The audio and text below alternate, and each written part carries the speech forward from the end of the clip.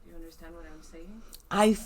I don't quite, but I think it will work on that because it works on localization problems.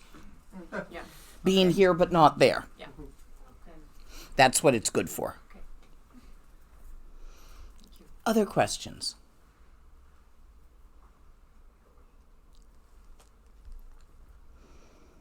Okay, let me see where I am in the text.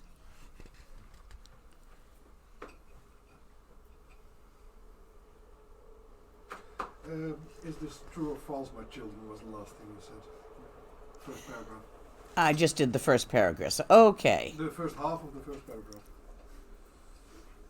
Now I finished the first paragraph. Yep. Yep. The emptiness of mind, and this is said for you nihilists, you who tend to fall into the emptiness of emptiness and miss the vitality of emptiness, the clear light nature of emptiness, the luminosity. The emptiness of mind is not just a blank nothingness. For without doubt, it is the primal awareness. The word awareness in Tibetan is rigpa. The verb to see is rig. Pa is the er suffix. So this word that translates as awareness is the seer. For without doubt, it is the primal seer, that which is looking out from behind your own eyes. The seer.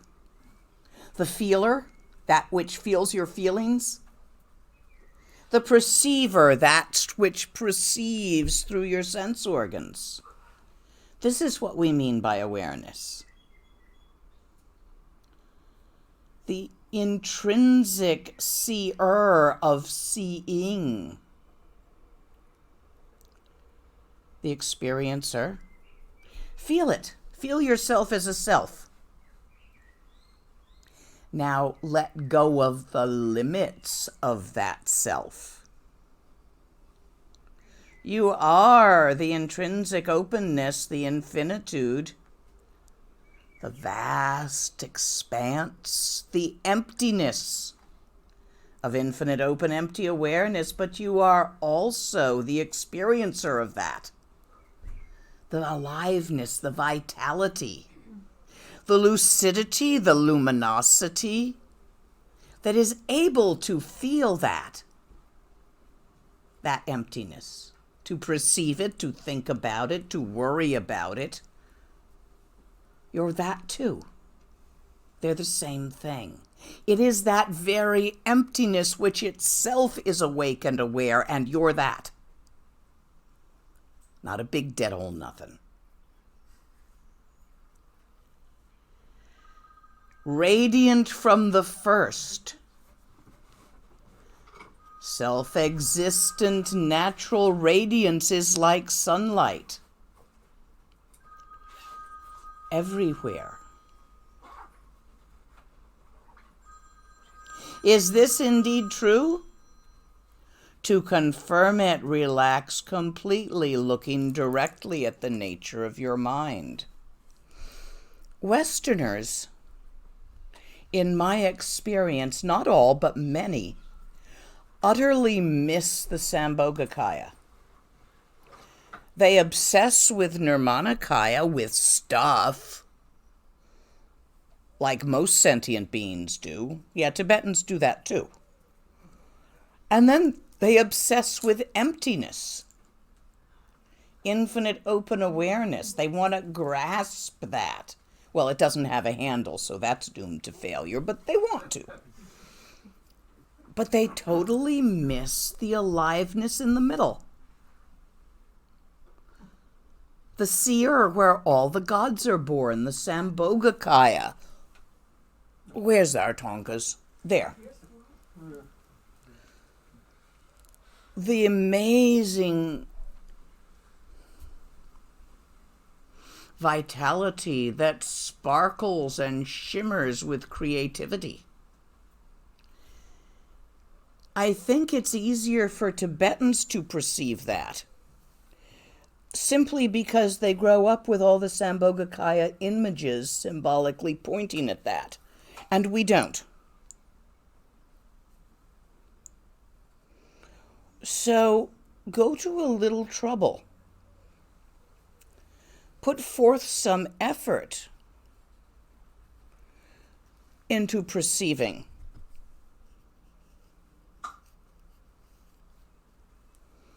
Sambhogakaya nature of mind. The innate vitality, lucidity, luminosity of the emptiness.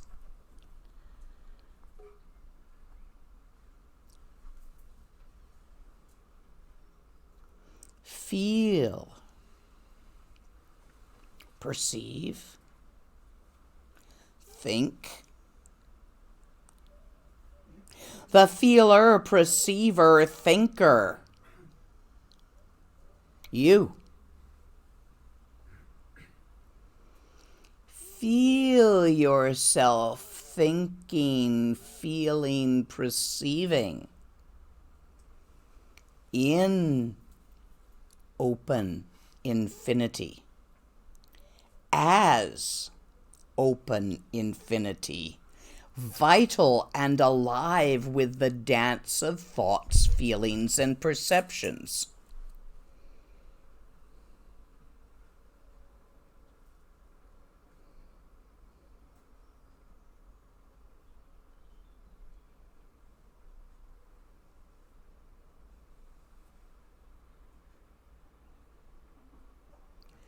Feel this self-existent natural radiance like sunlight. Recognize it.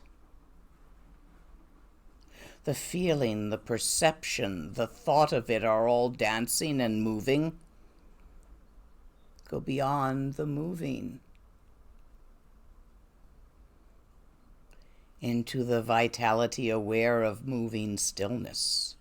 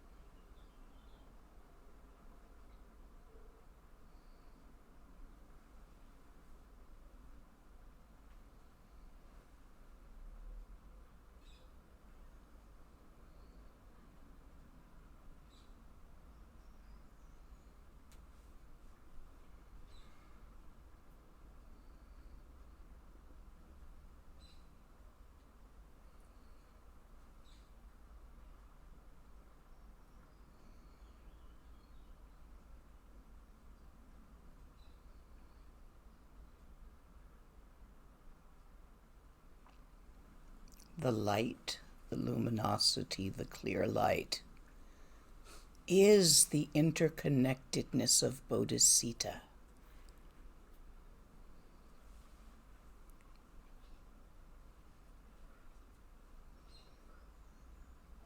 Of all life everywhere.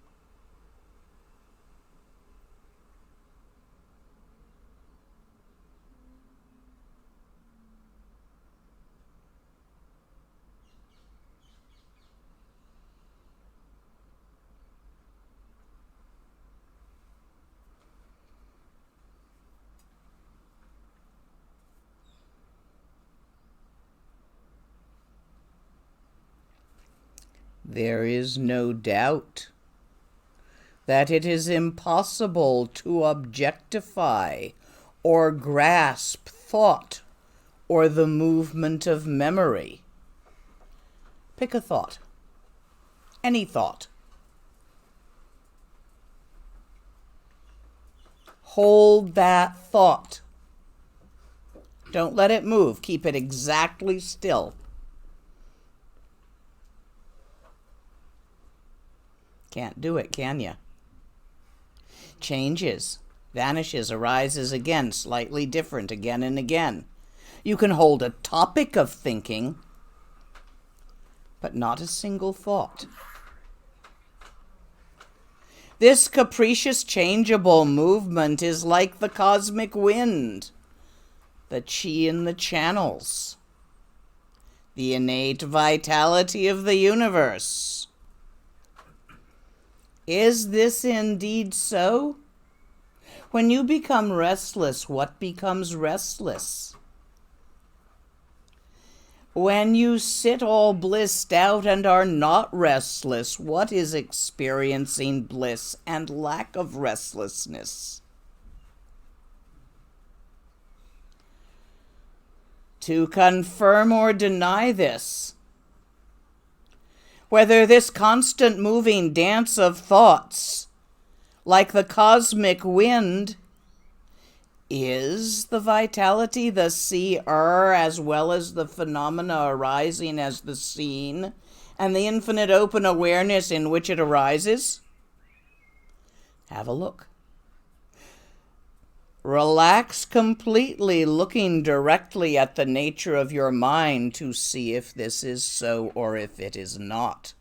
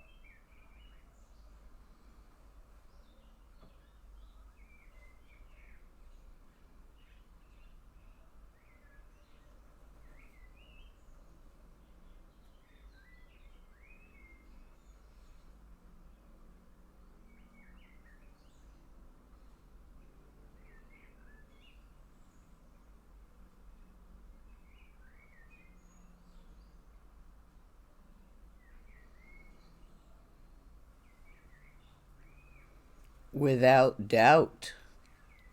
All appearances whatsoever are our own manifestation.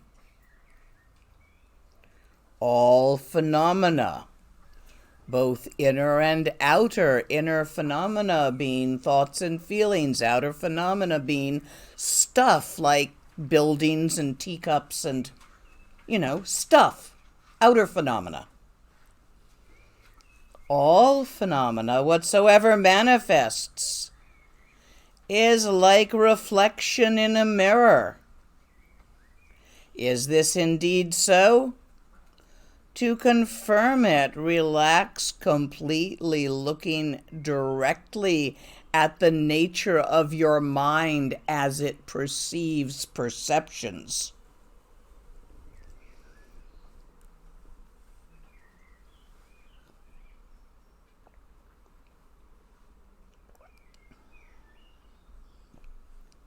A sensation arises in your sense organs. You interpret that according to your past experience with similar sensations. You apply your opinion to it by thinking, I like it, I want more, I don't like it, I want it to go away. All of this is going on in your mind, yes? Liking, disliking, descriptions, stories. There may or may not be a real relative reality out there, but you've never seen it. You've only seen the stories you tell yourself about it. You make them up according to your past experience, which you made up at the time according to more past experiences, and so on ad infinitum.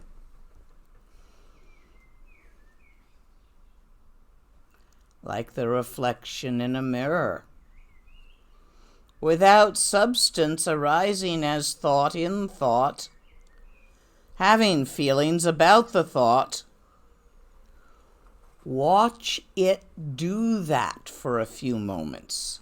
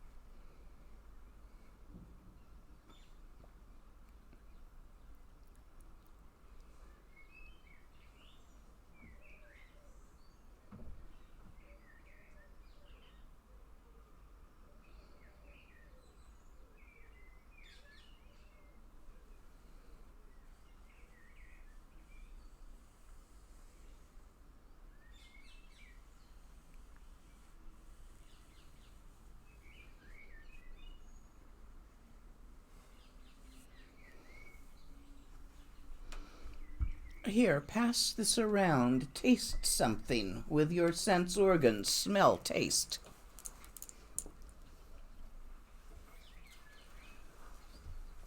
See how you do that, what you make of it, as you do that.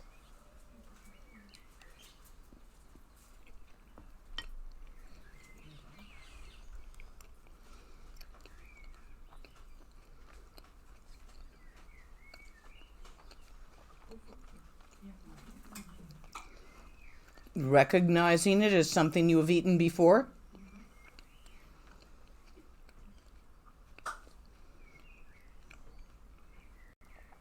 Liking or not liking. Seeing with your eyes and then choosing according to past experience. Telling yourself a story. Why you choose this and not that. Watch just how you do that. Watch how you perceive with your sense organs things that you think are outside of you. Look how busy your insides are in the doing of that.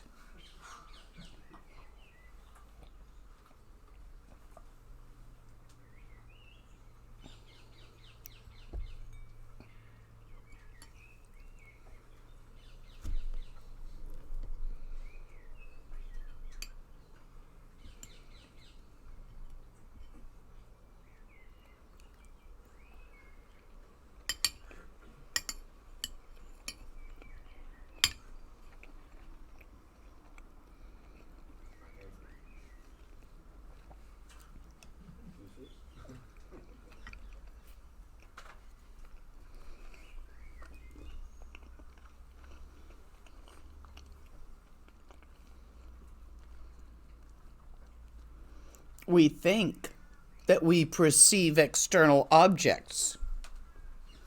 But what we actually experience as we perceive is a whole bunch of thoughts about what we think is an external object, including the thinking of it as being out there. And then we have feelings not about the object, but about the story we're telling ourselves about the object.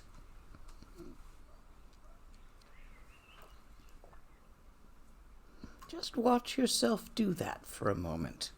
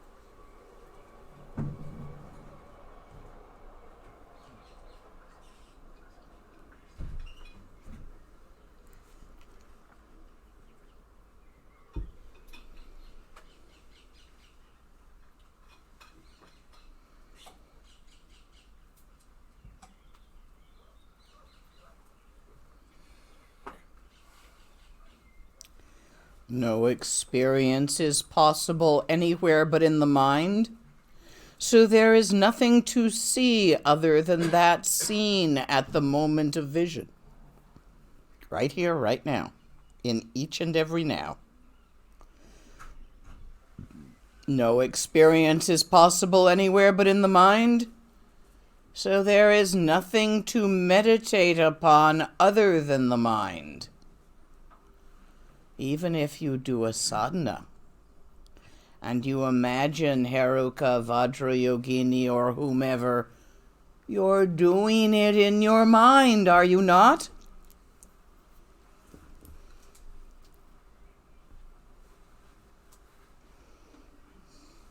No experience is possible anywhere but in the mind, so there is nothing to do other than what is done in the mind.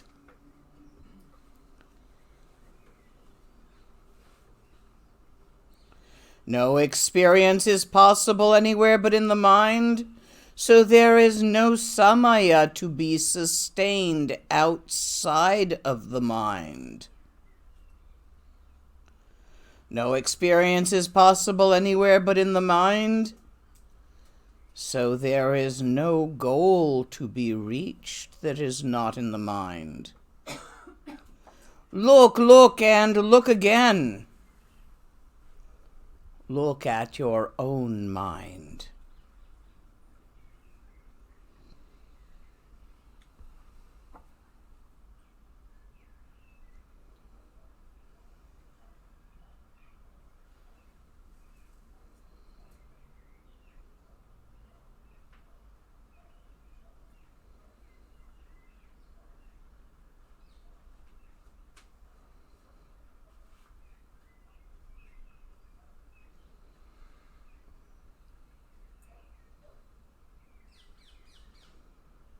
just as it is, right here, right now, without making anything out of it, without trying to change anything and get it the way you think it should be. Right here, right now, in this now, in all the nows, relax.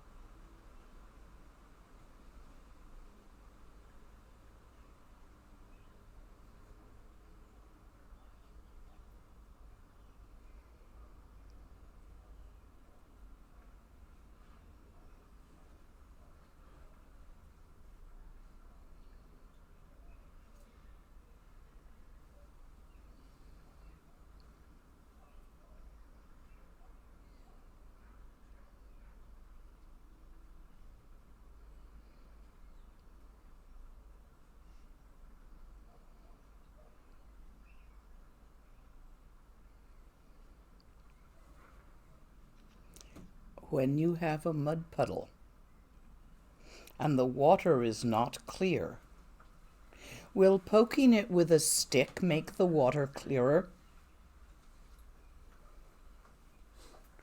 Stop poking your mind and trying to get it to do this or do that, be this or be that.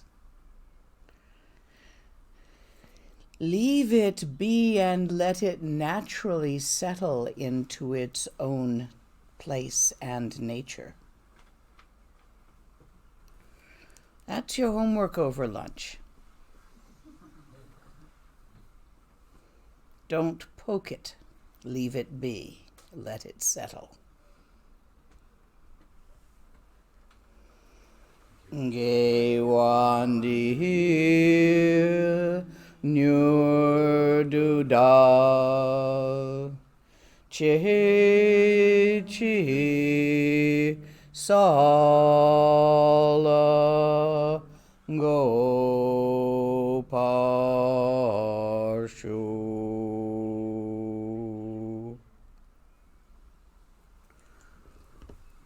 We are complete for this morning. You have a good long lunch to truly refresh yourself.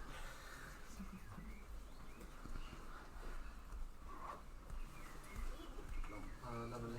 Yes. If there are people not coming and Yes, if you're not coming back this afternoon, you can come up and I will bonk you over the head with the vase.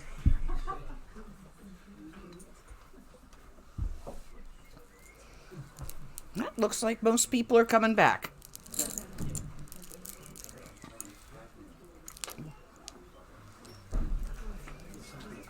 About prayers you recite in the beginning. Mm-hmm. And I was looking for them on the website. And on the website it's not, Tasha doesn't have it all the way complete. No, because I recite the lineages that I have studied. Yeah. You should recite the ones you have studied. It doesn't really make sense to No, just not, copy it. No. Yes. Thank you very much. I really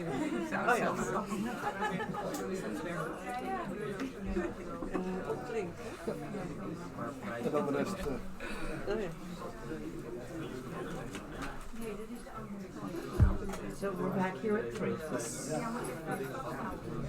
More words aren't going to clarify anything for the moment. No. But it's baffling that even this restrictiveness and this pokiness itself is completely vital and fresh. If you just